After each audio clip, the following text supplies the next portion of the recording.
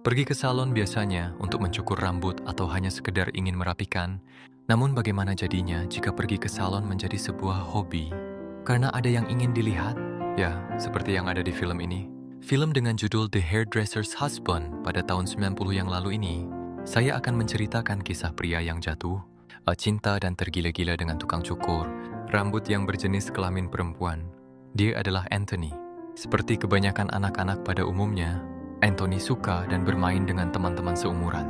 Namun, ada satu hal yang berbeda dengan dirinya. Dia sangat suka pergi ke salon potong rambut, padahal rambutnya masih terlihat pendek. Sebenarnya dia ke sana bukan untuk potong rambut, melainkan melihat pujaan hatinya. Ya, Anthony menyukai dan naksir dengan penata rambut tersebut. Dia adalah Madam Schaefer. Untuk bisa melihat pujaan hatinya tersebut, dia berpura-pura mencukur rambutnya yang masih sangat pendek. Bahkan, Madam Schaefer bertanya-tanya, mengapa rambutnya terus dipotong padahal masih pendek terus? Namun, Madam Schaefer tetap akan melayani Anthony dan merapikan sedikit rambutnya. Anthony tergila-gila dengan bau dan aroma Madam Schaefer. Aroma parfum bercampur dengan obat-obatan rambut lainnya membuat Anthony seperti kecanduan. Apalagi memijat kepalanya serasa nikmat tiada tara. Meskipun ahli dalam menata rambut, Madam Schaefer ternyata tidak lulus sekolah. Dia hanya sampai SMA, itu pun tidak lulus. Ada satu hal yang sering Anthony lakukan saat Madam Schaefer mulai mencukur rambutnya. Ya, Anthony melihat dan mengintip sela-sela kancing baju Madam dan membayangkan gunung kembarnya. Itu mungkin adalah satu sensasi yang paling daripada yang pernah ia rasakan. Bahkan di rumah pun ia masih memikirkannya. Anthony hidup di keluarga yang bisa dibilang tercukupan. Ayahnya seorang politikus dan ingin anak-anaknya menjadi orang yang sukses. Namun saat Anthony ditanya apa cita-citanya, dia malah mengatakan ingin menikahi penata rambut. Sontak saja ayahnya terkejut dan refleks menamparnya. Alhasil, Anthony ngambek dan masuk ke kamar. Ibu dan ayahnya mencoba membujuk Anthony, namun ia tidak menjawab. Akhirnya ayahnya sadar kalau tindakannya itu sedikit kelewatan. Namun, meskipun mereka memanggil-manggil Anthony, dia tidak menjawab sedikit pun dan terus memikirkan Madam Schaefer. Berkunjung ke salon kini adalah menjadi salah satu hobi Anthony yang paling senang ia lakukan. Namun, suatu hari ia melihat dari luar jendela, Madam Schaefer terlihat sedang rebahan. Dan beruntungnya lagi, Anthony melihat dalamannya. Tapi hal itu mungkin menjadi hari terakhir ia melihat Madam Schaefer. Ya, ternyata Madam Schaefer bukan hanya sekadar rebahan biasa. Diketahui ia memiliki penyakit dan suka mengonsumsi obat-obatan hingga overdosis. Hal itu juga petugas medis datang dan membawa jasad Madam Schaefer ke rumah sakit. 50 tahun telah berlalu, namun setelah kepergian Madam Schaefer, salon itu malah semakin ramai pengunjung, karena penata rambutnya diganti yang lebih cantik. Adalah Matilda, pemilik salon yang bernama Isidore. Hal itu meminta Matilda untuk mengurus dan mengambil alih salon tersebut.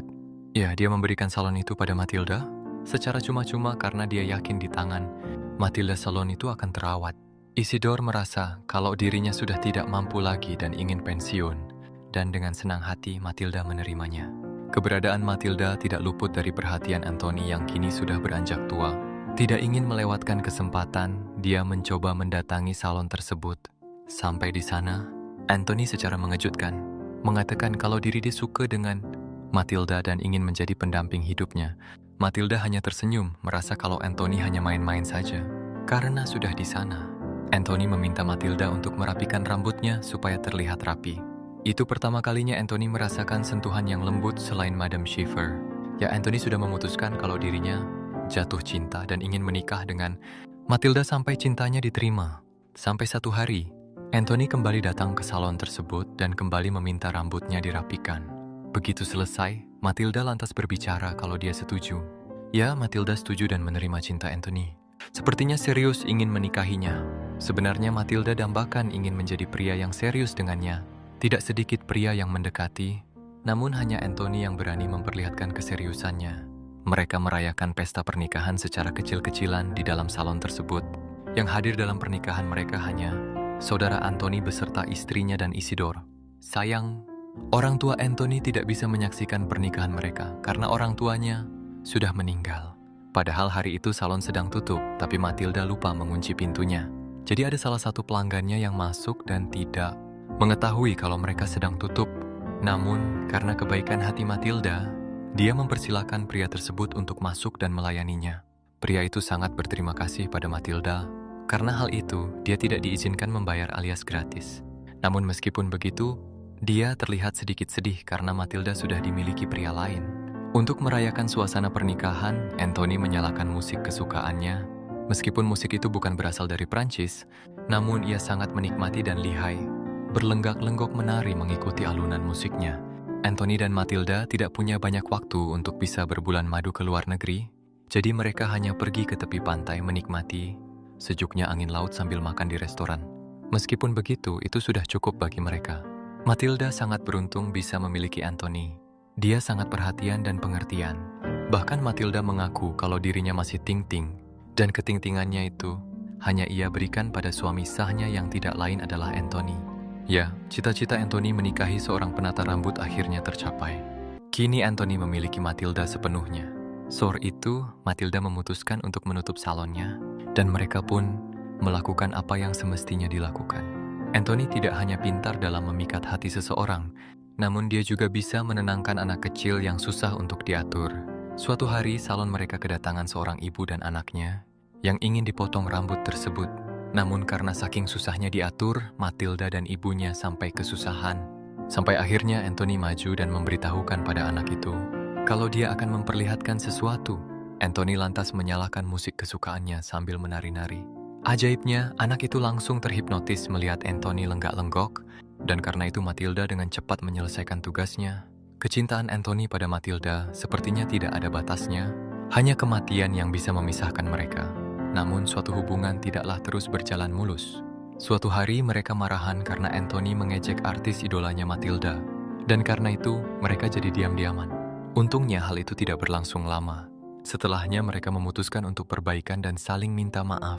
Demi merayakan membaiknya hubungan mereka, akhirnya minum-minum sampai teler hingga pagi menjelang. Tidak lupa musik oriental disetel oleh Anthony. Suatu pagi, Anthony dan Matilda mengunjungi Isidore di panti jompo. Sangat senang mereka berdua mengunjunginya. Dia tahu mungkin hidupnya sudah tidak akan lama lagi. Dia mencoba memberikan nasihat pada mereka berdua untuk menjalani hidup dengan baik. Hindari pertengkaran yang tidak diperlukan. Semua orang pasti akan mati dan akan cepat dilupakan. Namun setidaknya kita meninggal di samping orang yang menyayangi. Perkataan Isidore mungkin sedikit buat Matilda jadi kepikiran dan takut. Dia takut jika suatu hari nanti cintanya Anthony padanya sudah memudar. Ia takut jika ia meninggal nanti, Anthony dalam keadaan yang sudah tidak terlalu cinta padanya. Mumpung mereka masih saling sayang-sayangan, malam itu Matilda mengajak Anthony untuk kuda-kudaan ditemani derasnya badai. Lalu setelah itu Matilda izin keluar ingin beli yogurt di warung sebelah. Namun yang ia lakukan mungkin akan menjadi kenangan buruk bagi Anthony.